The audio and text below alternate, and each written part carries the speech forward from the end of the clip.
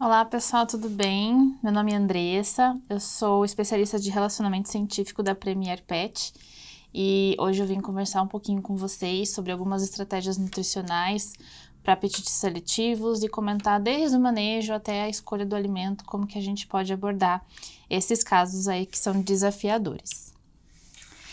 Bom, eu queria iniciar essa conversa pontuando, né, que quando a gente estuda nutrição, a gente estuda quando os nutrientes, como os nutrientes eles interagem com o organismo, o que eles produzem, o que eles proporcionam de benefício, mas nada disso é atingido se a gente não consegue fornecê-los. Então a ciência da nutrição também busca entender, compreender como que essa forma de alimentar está sendo factível dentro de um contexto, está sendo possível naquele contexto familiar e de acordo com as características do animal.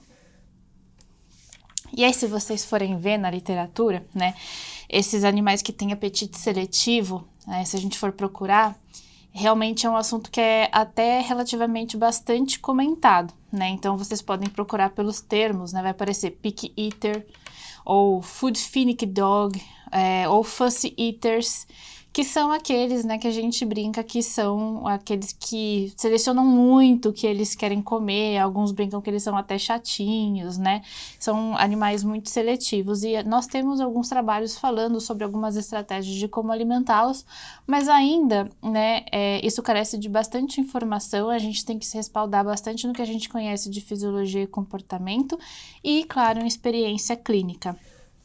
Se a gente for pensar aí quem que são esses picky eaters, né?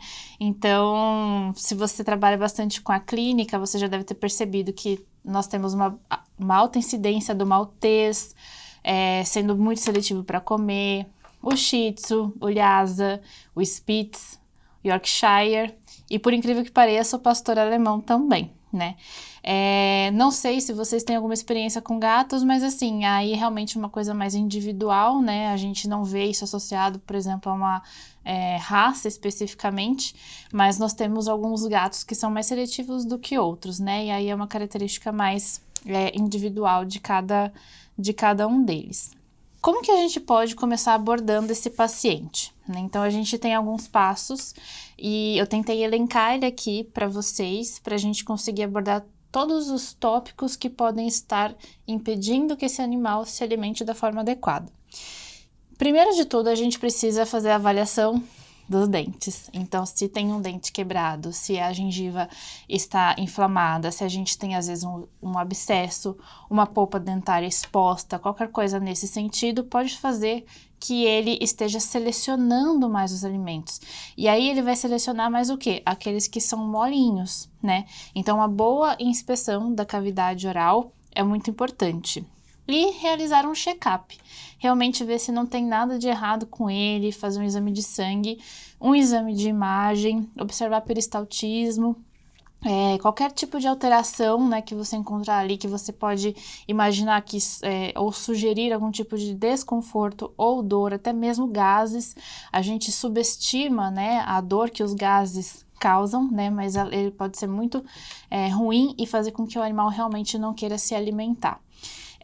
Uma observação importante que a gente pode ver na anamnese desses animais é perguntar para o tutor se ele observa, se ele escuta borborigmos, né? Eu geralmente falo que não deixa dúvida quando você escuta os borborigmos, né? Então eles perguntam o que que é e com certeza aquele que tem o paciente que tem borborigmo intestinal, né, barulhos gastrointestinais, ele vai lembrar disso e vai te falar. Só que é importante às vezes você perguntar porque às vezes ele não acha que é tão relevante, tá? Em segundo lugar, é muito importante realizar cálculo da quantidade de alimento. Aí eu vou explorar isso um pouco mais com vocês, mas quando a gente tem, por exemplo, um paciente que é muito pequeno, ou às vezes a gente tem um tutor de primeira viagem, né? Às vezes esse tutor pode achar que o animal não está comendo o suficiente quando ele está, né? Se a gente fizer uma análise, né, por exemplo, da proporção que a pessoa acha justificável de um animal comer, né, e comparar com o que ela acha justificável um adulto comer, ela geralmente vai errar nessa percepção visual, porque a ração, se for um alimento seco, no caso, a ração, ela é muito mais seca, ela é muito mais densa, então o volume que o animal comeria é menor. E aí, às vezes, esse animal, ele simplesmente está normal, balizando a sua ingestão energética para atender suas necessidades, e um bom indicativo disso é a manutenção estável do peso. Tá? Então, às vezes ele está comendo a quantidade certa e você só precisa mostrar para o tutor isso, para ele não ficar preocupado.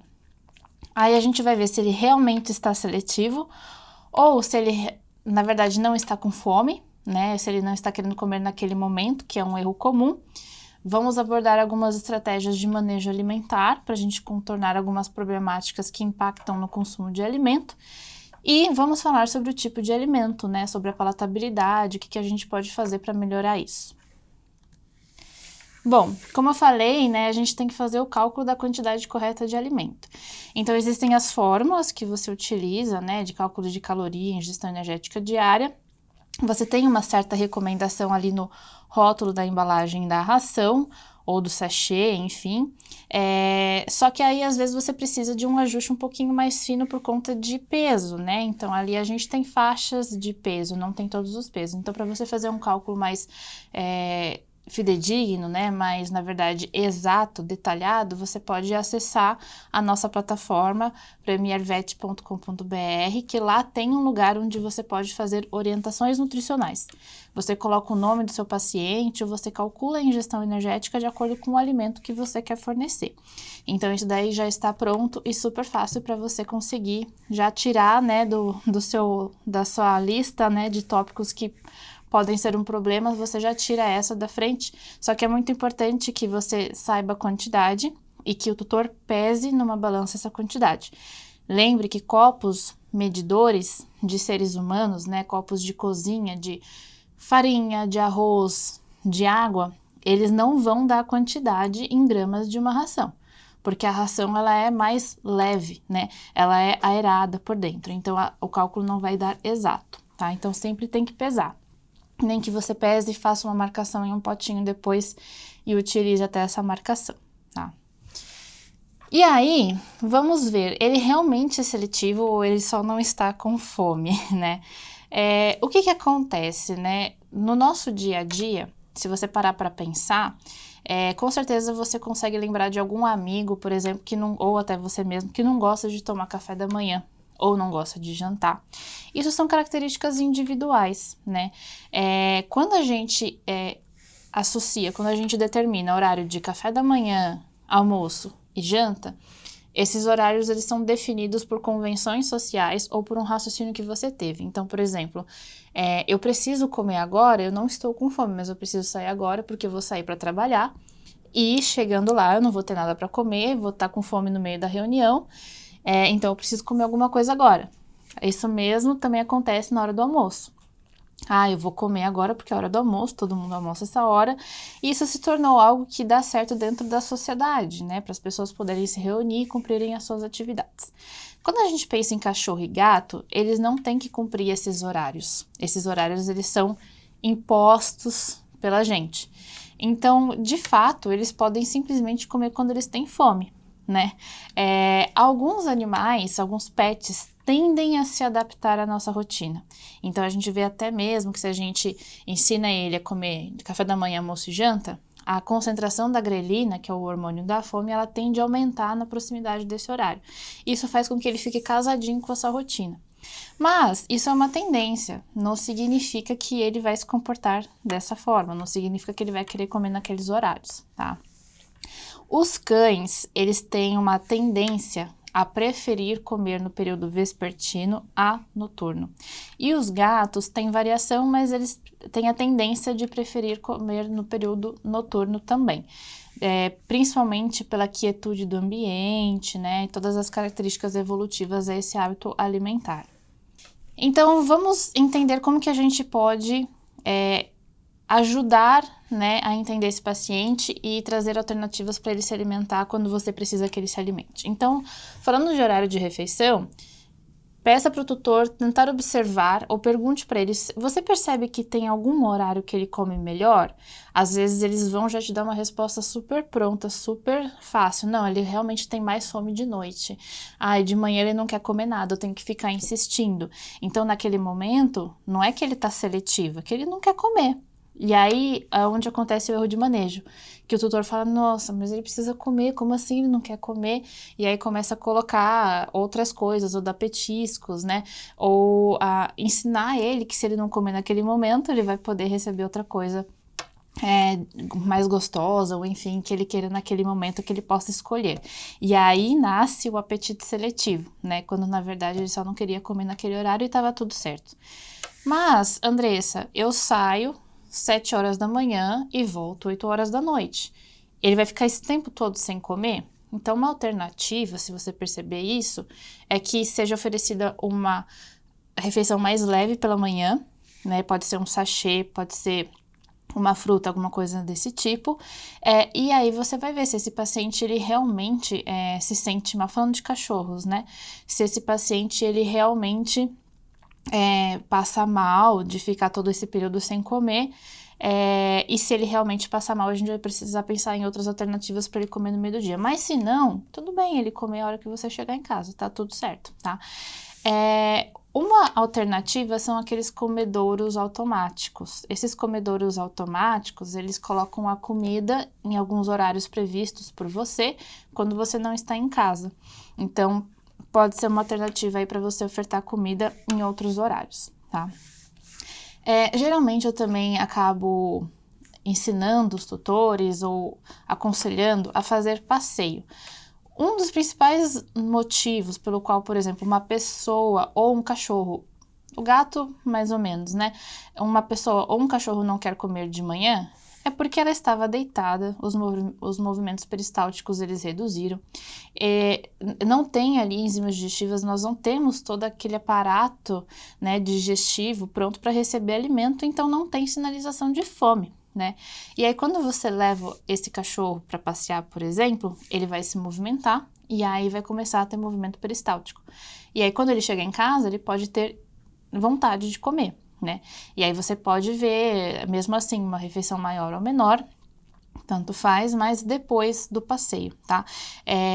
Você fornecer alimentação depois do passeio estimula, né, essa digestão e também evita que, fazendo o contrário, né, evita que tenha torção gástrica, né? Porque a gente forneceu o alimento antes e depois passear, a gente corre o risco da torção gástrica, principalmente em pacientes mais idosos, tá? Uma vez você entendendo esse animal e instituindo o manejo, é muito importante que esses horários eles tendam a ser mantidos de forma bastante previsível, tá? Pensando em algumas questões de comportamento, a previsibilidade do que vai acontecer para o animal é algo que traz conforto, não deixa ele ansioso. Então, se ele souber que naquele horário ele vai receber comida, ele sempre vai receber comida naquele horário e ele vai se condicionar a isso. É muito importante cuidar dos petiscos, tá? Não é errado fornecer petiscos, você precisa calcular a quantidade deles. Na própria plataforma Premier Vet você consegue calcular quanto de biscoito que ele pode comer, quanto de ração seca, quanto de alimento úmido. Você pode fazer esse cálculo e adaptar ao longo do dia. Mas é muito importante que esse cálculo ele seja feito para você não extrapolar muito a quantidade de petiscos, ele se sentir saciado e não querer comer a comida. Uma forma de contornar isso é você dar o petisco depois da refeição. É simplesmente educação. Come e você ganha o petisco, né? Então a gente condiciona ele como se fosse uma sobremesa, vamos dizer assim. Caso o tutor forneça petisco como reforço de outras atividades, para reforço de outros comportamentos, por exemplo, fazer xixi no lugar certo, a gente pode tentar negociar algum petisco menos calórico ou uma menor quantidade. A gente não precisa tirar totalmente, tá? Com relação à questão do número de refeições, eu coloquei aí 1 ou 2 vezes ao dia e uma vez ao dia com asteriscos. O que isso quer dizer? Em teoria, né, na história evolutiva do cachorro, por exemplo, eles são habituados a fazerem grandes refeições, né, refeições volumosas de forma rápida. Só que aí depois eles vão descansar, né? Enfim, é todo um contexto diferente. Hoje nós temos animais mais sensíveis, mas assim, comer uma vez ao dia não é um absurdo quando a gente não tem um animal idoso que pode fazer torção gástrica por conta disso, quando o animal não faz exercício, não sai pulando, brincando depois que come, quando a gente não tem um animal de porte grande, ou quando a gente não tem um animal pequenininho que vomita, passa mal ou fica hipoglicêmico comendo uma vez ao dia só. Se não for essa situação e o animal só quiser comer, todas essas situações, né? E o animal só quiser comer uma vez ao dia, ok, podemos trabalhar com isso. É ideal que eles comam pelo menos 2 vezes ao dia, né? Que aí a gente reduz todos esses riscos de hipoglicemia, as torções gástricas, vômito bilioso, tá? Mas aí é muito importante entender que talvez o horário dele não seja o seu horário que ele quer comer, tá? Bom, como que os nossos animais, eles escolhem os alimentos? Tanto cães quanto gatos, eles se baseiam em experiências prévias, tá? Na verdade, a teoria é que eles aprendem primeiro que não comer e comem todo o resto, né? Então, eles aprendem de uma forma muito mais forte, né? Tem uma lembrança muito mais forte daquilo que é aversivo.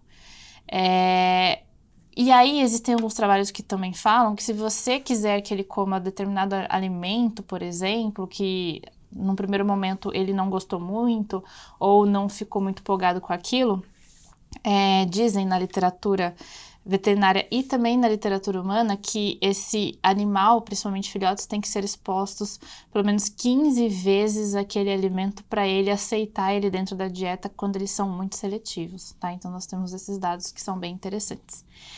É muito importante a gente se atentar ao ambiente onde ele está comendo. Então, verificar, por exemplo, aquela ideia do cachorro de apartamento que tem a lavanderia, né? E as pessoas se habituam a colocar tudo que é do cachorro na lavanderia. O tapetinho, o pote de água, o pote de comida. Na lavanderia, é um lugar que tem barulho de máquina de lavar. Provavelmente tem uma vassoura, um rodo que você utilizou e encostou ali. E pode ser que ele tenha medo, né? Já atendi paciente, né, que estava super magro, não comia nada, exames perfeitos, e ele simplesmente não comia, e o que fez ele comer foi tirar o pote de comida do lado da máquina de lavar, porque ele tinha medo da máquina de lavar, né? Foi até uma história engraçada. Mas verifique o ambiente, né? Então, geralmente, veja se o seu animal ele prefere comer, às vezes, perto de você. Coloca na sala, coloca na sala de jantar, né? Num lugar onde as pessoas não fiquem passando o tempo todo. Uma outra coisa que é importante observar é se não tem competição entre os animais na casa. Então, às vezes, a gente geralmente tem um mais dominante, né, e o outro mais submisso. E esse submisso vai evitar chegar nesse pote de comida. Então, é importante que às vezes você separe o momento da refeição, fique de olho para ele se sentir seguro, para evitar, né, que ele não coma por conta dessa competição. Também é muito importante a gente pensar no pote de comida, principalmente naqueles que são braquicefálicos. Então, aqueles potes que tem cantinhos e ele fica brigando com o cantinho para tirar o grãozinho dali, pode ser um fator que, pensando em a gente querer ajudar o animal a comer, que já é seletivo, a gente poderia facilitar a vida dele. Então, a gente pode pegar potes de comida que não tenham cantos, né? Que quando ele prendeu a comida aqui, o que está, né, antes ou depois ali daquele volume de alimento vai cair, né, na sequência, e não precisa ficar pegando ou arrastando o pote, né, por aí para conseguir pegar aquele grãozinho que tá ali no cantinho. Também é interessante a gente, às vezes, pensar em potes de vidro, de porcelana, com a abertura maior, cerâmica esmaltada. Alguns potes de inox, tanto para água quanto para comida, eles acabam deixando um resquíciozinho de sabor no final, que às vezes esse animal pode não gostar. Isso você vai conseguir identificar, às vezes, se o tutor falou alguma coisa, por exemplo, eu dei um pouquinho de, sei lá, sachê, né? Aí ele pegou e comeu. Onde que você deu o sachê? No potinho de comida dele? Eu peguei um pires e aí ele mandou bala, mandou ver. né? Então, geralmente, você consegue identificar, às vezes, que ele não está gostando de comer naquele potinho. Elevar ele, principalmente para pacientes que são mais idosos, que podem ter dores articulares, dor de coluna, e aqueles comedouros que são levemente inclinados para facilitar a ingestão do alimento. Também é muito importante observar que a maioria dos nossos pacientes indoor, aqueles que têm aqueles pelinhos, né, entre os coxins das patinhas, em um piso liso, a hora que eles vão comer o alimento, eles ficam escorregando, né? Eles ficam patinando. Tem uns que até deitam, né, para evitar isso, né? Então coloca um tapetinho ali para ele conseguir botar as patinhas, para ele conseguir comer com mais tranquilidade e fazer menos esforço. Isso é bem importante, principalmente para aqueles que são muito seletivos, aqueles que têm dores articulares, aqueles que são mais idosinhos, que se cansam facilmente, aqueles que são cardiopatas, que se cansam facilmente. Tudo isso contribui para ele evitar comer. Sabe aquela história? Ele só come quando eu chego em casa? Isso tem um nome, isso chama facilitação social. Cães e alguns gatos são muito motivados pela presença do tutor, tá? Por quê? É aquilo que eu falei no começo dessa palestra. A gente tem que entender os nutrientes, mas a gente precisa saber como que a gente vai entregar eles. E nutrição tem que ser uma coisa que o animal precisa comer todos os dias, ela precisa ser simples, ela precisa ser básica, né? E a gente não pode ficar brigando com o animal para ele comer. A gente precisa entender, então, que a alimentação, tanto para seres humanos quanto para animais, ela é associada com estados psicológicos, né? Estado de conforto, e aí a presença do tutor pode estimular esse apetite, e o inverso também pode ser verdade, né? A ausência do tutor estimula que ele não come, né? Faz com que ele não coma, ou às vezes a presença de uma pessoa que ele não gosta pode fazer com que ele não coma também. Eu trouxe alguns dados que são interessantes para vocês verem o quanto que os cães são influenciados pelo que a gente faz, né? Tem um estudo que eles colocaram, né, alguns alimentos escondidos, né, em potes, né, vedados, fechados. Eles colocavam um pote com um alimento e um pote sem o alimento. E aí colocavam um cachorro com o seu tutor lá. O que eles faziam? Eles pediam para o tutor apontar o pote que não tinha alimento. E apontar com felicidade, com entusiasmo. É esse daqui, só que não tem nada. O que os cachorros faziam? Ia no pote que não tinha nada. Primeira informação. Quando era retirado o tutor, aí eles mudavam todas as posições, soltava o cachorro sozinho, ele ia ver onde que estava o petisco. Aí ele acertava o pote que estava o petisco. Então, para vocês verem que na presença do tutor, eles ignoram o seu sensorial, né? As dicas sensoriais, que seria o olfato, que com certeza é muito apurado para eles, para ir comer aquilo que o tutor está apontando, que ele está indicando, tá? E aí eles viram que isso é verdade tanto na presença do tutor quanto na presença de uma pessoa totalmente desconhecida. Então, se eu chego na sua casa e, né, mostro, né, um potinho de comida que eu quero que o seu cachorro coma, claro, guardando todas as exceções daqueles que são mais tímidos, mas eu aponto esse daqui, eu quero que você coma, é muito provável que ele realmente vai seguir a minha orientação. Isso, né, ficou bastante viralizado, isso justifica bastante o que aconteceu com o Pitoco, né, do vídeo do Instagram, de quem é a comida do Pitoco, come a comida do Pitoco. O que acontece? O Pitoco, ele é extremamente influenciável pelos tutores. Os tutores, eles têm que fazer a graça, cantar. Claro que eu não tô dizendo que você precisa cantar, mas eles fazem toda a graça, toda aquela coisa legal que faz com que ele se sinta feliz, ele levanta e vai comer, né? Então, isso se chama facilitação social. Isso foi confirmado também em outro estudo, para vocês verem que não é um dado isolado. Esses autores, eles também fizeram um teste discriminatório entre um bowl de comida que tinha mais comida e outro que tinha menos comida, e os tutores manifestaram empolgação, entusiasmo pelo pote que tinha menos comida, né? E aí os animais, eles iam no pote que tinha menos comida. Quando o tutor não estava lá, né, eles iam direto no pote que tinha mais comida, então também tem aí uma percepção visual ali, né? Então, os cães, eles são induzidos, eles conseguem ser induzidos ao erro ou ao acerto, e aí vai depender de você. Isso é muito importante a gente pensar no contexto dos testes de palatabilidade industriais. Então, quando você se pergunta o que é uma ração que fala que tem um sabor bom, que é adequado para aquele animal, que tem uma alta palatabilidade, o que eles fizeram de diferente? Então, se a gente vai testar a palatabilidade de um alimento, você precisa isolar todos os vieses que podem fazer com que o animal seja enviesado a escolher o alimento que você quer. E existem empresas que fazem todos esses testes de palatabilidade, de escolha, de preferência, de aceitação, e todos eles têm protocolos muito rigorosos. E se a empresa lançou um produto ali que é específico, por exemplo, para aquela raça que é mais seletiva, ou que está falando que tem uma palatabilidade melhor, é porque provavelmente ela fez esses testes rigorosos e ela viu realmente que o alimento ele é bem aceito por esse animal. A gente só precisa ver, né, depois o que está acontecendo com o manejo.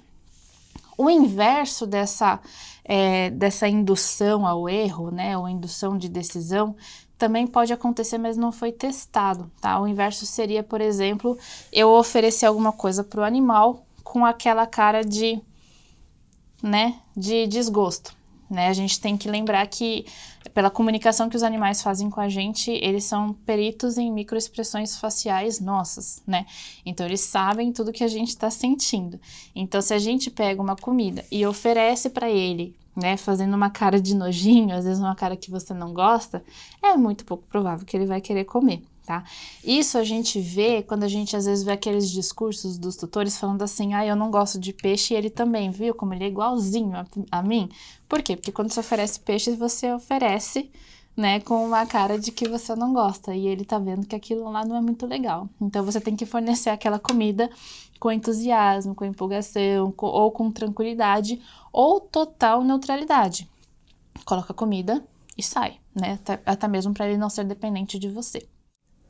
Como que os nossos animais, eles selecionam os alimentos, né? Então, nós temos alguns fatores aí que a literatura aponta, né, que podem estar em ordem de preferência, que são olfato em primeiro lugar, que é uma coisa que a gente esquece, a gente acha que é a palatabilidade em primeiro lugar, mas é o olfato em primeiro lugar, né?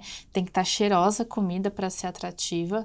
Isso justifica também por que o gato, quando tá acabando, quando a comida tá velha no potinho, ele manda você colocar mais, porque aquela lá já perdeu o cheirinho, né? O paladar vem na sequência, o gosto, né? A textura também vem e a temperatura, tá?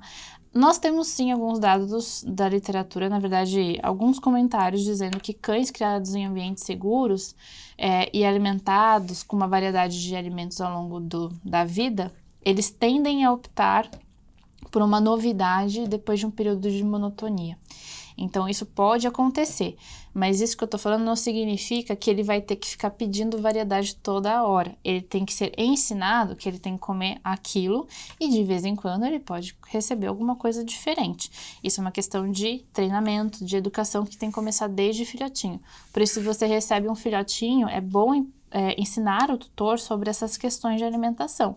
Porque se você começou a instituir, por exemplo, algum outro tipo de alimentação, pensando que aquele animal não queria comer não queria comer aquilo naquele momento, mas ele só não queria comer, você já criou ali um hábito nele de ficar selecionando e um hábito nele de entender que ele tem variedade o tempo todo. Tanto é que a maioria dos nutricionistas concordam que você variar muito a comida não é a estratégia para fazer ele comer melhor, né? Os gatos, eles já são neofóbicos, então eles tendem a aceitar alimentos que são mais conhecidos, né? Eles aceitam o que é desconhecido naquela janela, né, da infância até os 6 meses, que você apresenta vários alimentos diferentes e depois eles querem comer somente aquilo que eles consideram seguro, né? Uma estratégia, né, então, para você abordar alguns animais que são seletivos, pensando principalmente em algumas raças específicas, seria você fornecer um alimento de raças específicas. Esse alimento de raças específicas foram testados nessas raças, tanto com relação ao palatabilizante, quanto com relação ao formato do kibble, né? A textura dele, a crocância, a força que ele precisa fazer para quebrar ele, né? Então, esses alimentos, eles são todos estudados para fornecer a melhor experiência para esse animal dessa raça específica. Pensando, né, para você ter uma ideia, né, tem alguns grãozinhos, por exemplo, que pensando num braquicefálico fica meio difícil de ele pegar.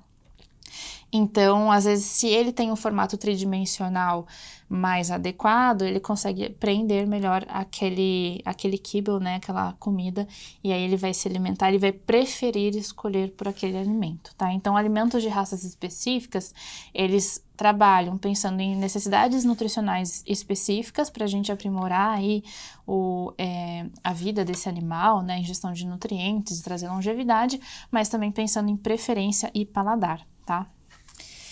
E aí, quando você pensa, por exemplo, eu acho que ele enjoou da ração, né? Eu vou trocar a ração. Você até pode trocar a ração, mas você pode trocar sabores, trocar texturas, né? Lembrando que também a textura é um fator muito importante para a escolha. Tem animal que prefere que a comida seja totalmente sequinha. Tem animal que gosta que ela seja molhadinha com algum sachêzinho em cima, né?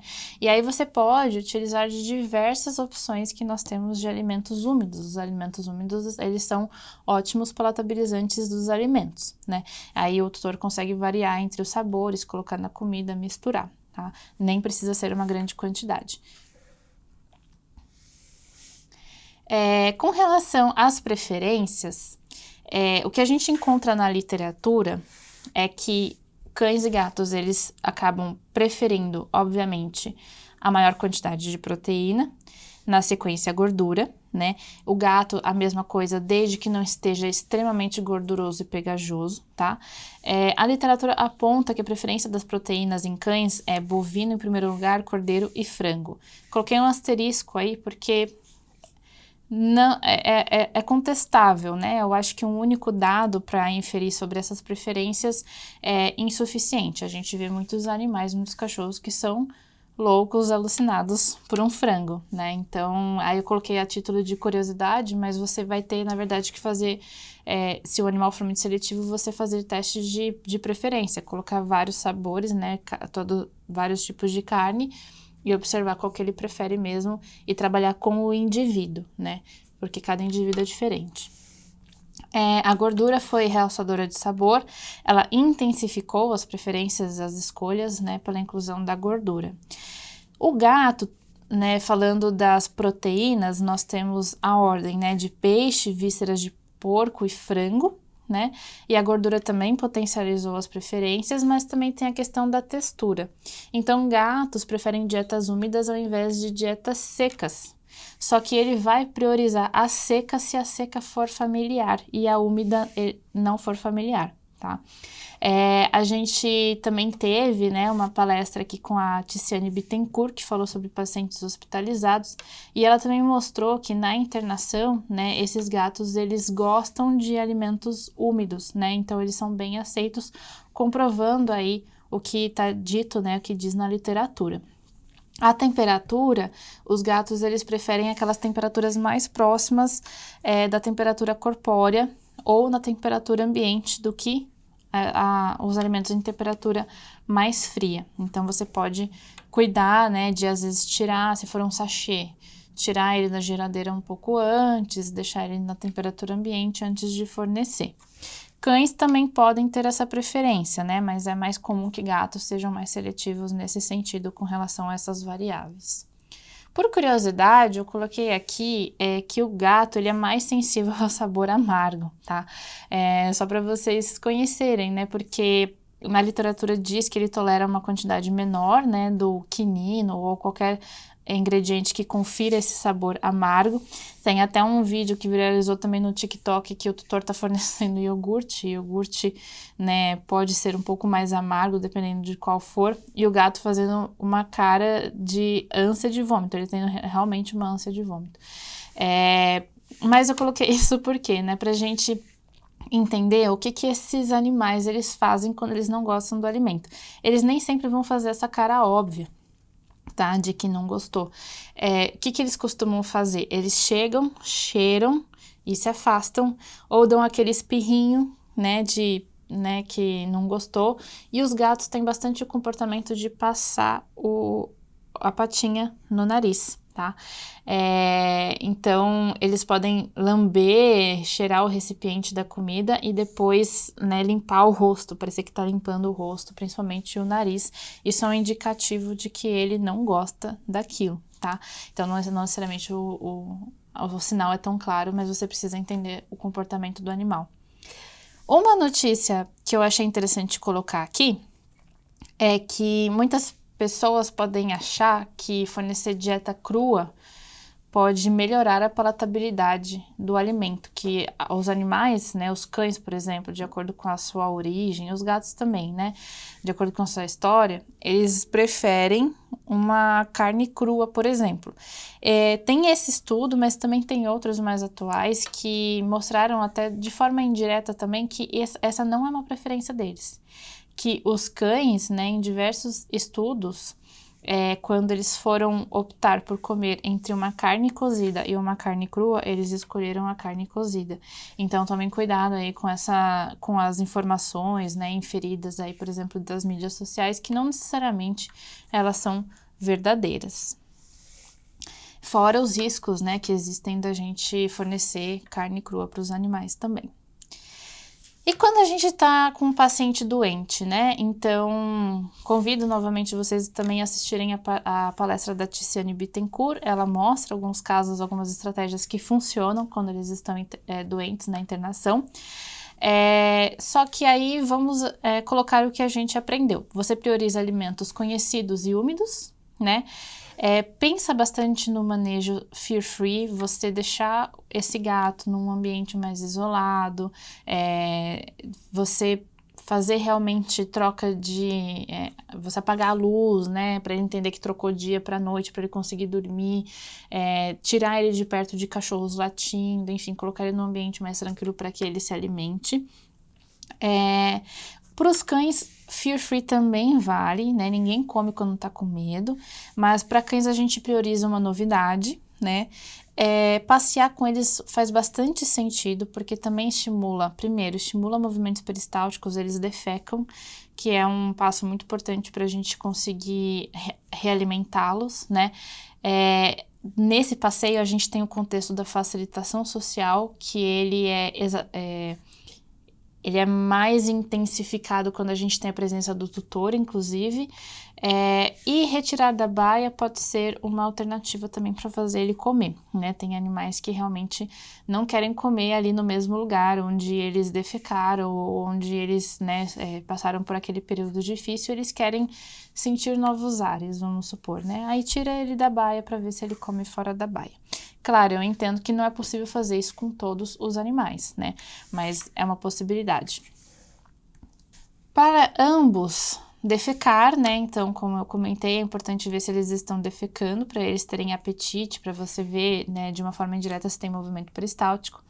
Não deixe a comida o tempo todo, né? Talvez se você puxar pela memória, algum momento que você passou mal, né? E você não queria comer, e aí vem algum familiar seu e fala, vou deixar aqui do seu ladinho. Caso você queira, você tá super nauseado. O que você pega? Aversão. Você não quer ver aquilo nunca mais na vida. E aí pensa, quantas vezes isso deu certo? Eu vou deixar aqui, quando ele quiser ele come. Quantas vezes isso deu certo? Faz aí a lembrança, né? Tira aí as lembranças da sua mente. Oferece em determinados períodos, tenta seguir o ritmo circadiano, o ritmo de alimentação desse animal que ele tem em casa. Então, se ele não come de manhã na casa dele, ele não come de manhã na internação. Nem adianta oferecer, nem adianta deixar lá. Fora que você deixando esse alimento lá, ele vai ressecando, ele vai perdendo sabor, ele vai rancificando, oxidando, não é legal, tá? Você pode fazer testes de preferência, né? Então, colocar vários alimentos ali para você ver qual que ele escolhe para comer, e aí você, a partir disso, fornece, né? Dentro das possibilidades do que ele pode comer.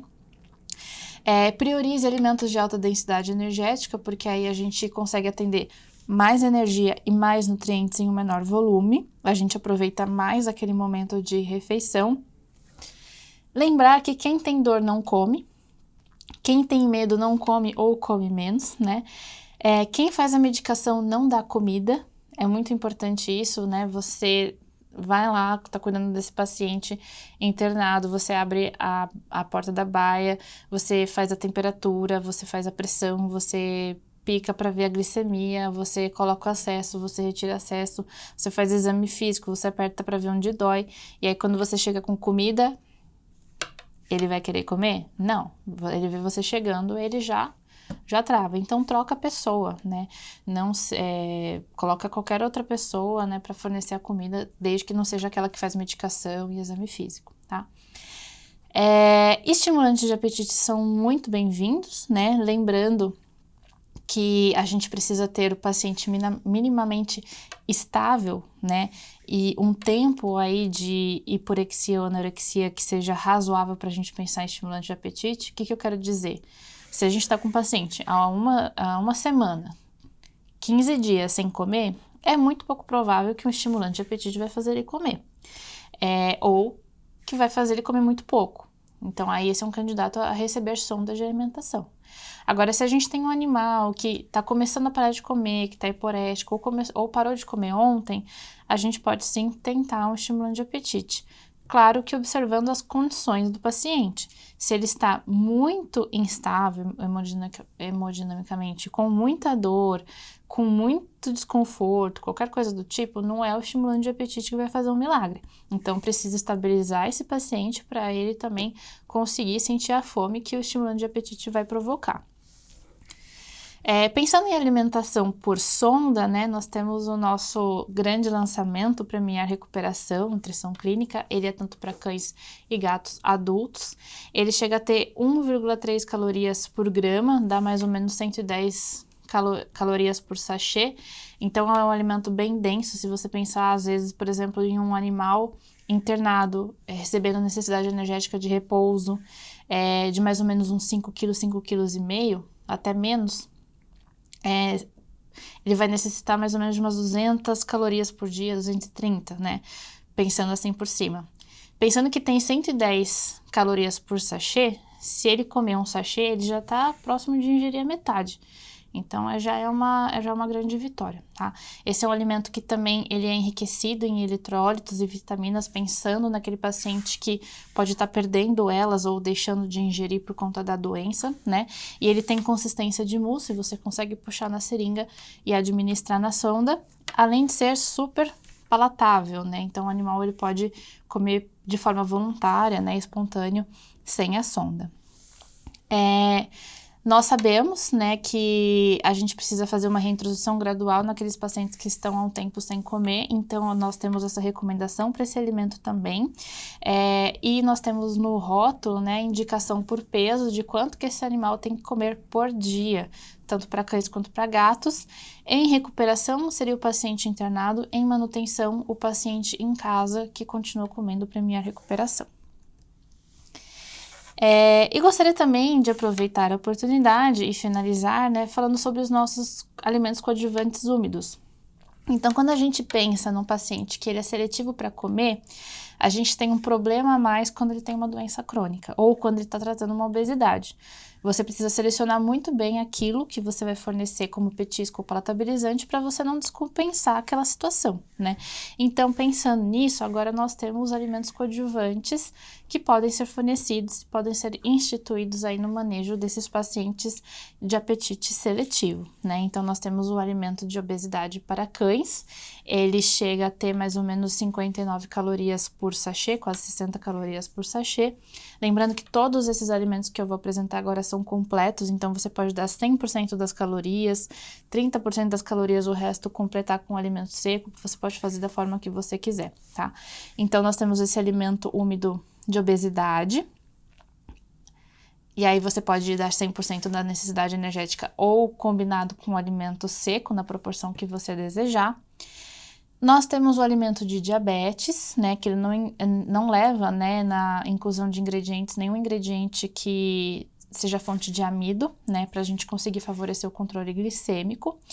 Ele é enriquecido com EPDH, antioxidantes, ele tem mais ou menos 66 calorias por sachê. Também completo, balanceado, você pode fornecê-lo sozinho ou junto com a ração seca. Da mesma forma que os cães, nós temos o alimento úmido de obesidade para gatos, com mais ou menos 51 calorias por sachê. Todos os alimentos para gatos, na verdade, todos os alimentos super premium, eles têm um grande controle, um controle super rigoroso de pH urinário para a gente conseguir garantir a saúde do trato urinário desses animais. Esses estudos são feitos, desenvolvidos no Centro de Desenvolvimento Nutricional da Premier Pet. Também um alimento completo e balanceado, você pode fornecer sozinho ou junto com o alimento seco. E o alimento urinário para gatos, né? Ele é indicado para aqueles que têm algum tipo de urólito, né? Então, urólito de Struvita. E por diluição, a gente também consegue prevenir o urólito de oxalato de cálcio. Então, ele tem mais ou menos 59 calorias por sachê também, uma alta umidade, e o balanço de minerais e pH específico para a gente promover a dissolução de urólito de Struvita e o controle, né, evitar a formação do oxalato de cálcio. Também completo balanceado, pode ser fornecido sozinho ou com alimento seco. Além disso, nós temos os nossos alimentos úmidos, que são lançamentos da linha Fórmula. Esses são alimentos de manutenção, quando o animal não tem, né, nenhum tipo de doença de base, então eles podem ser fornecidos. Então, nós temos para cães pequenos, né, de porte pequeno, nos sabores carne, brócolis e cenoura, frango, brócolis e cenoura, com mais ou menos 70 calorias por sachê. E o de gatos, também 2 sabores, frango, brócolis e cenoura, só que atum, brócolis e cenoura. Pensando aí na preferência, né, pelo peixe. Mais ou menos 52 calorias por sachê. Pessoal, espero que vocês tenham gostado, que vocês tenham aproveitado bastante essas dicas. Lembrem-se de acessar o premiervet.com.br para te auxiliar nos cálculos e fazerem as prescrições. Desejo muito boa sorte com seus pacientes seletivos. E muito obrigada pela atenção.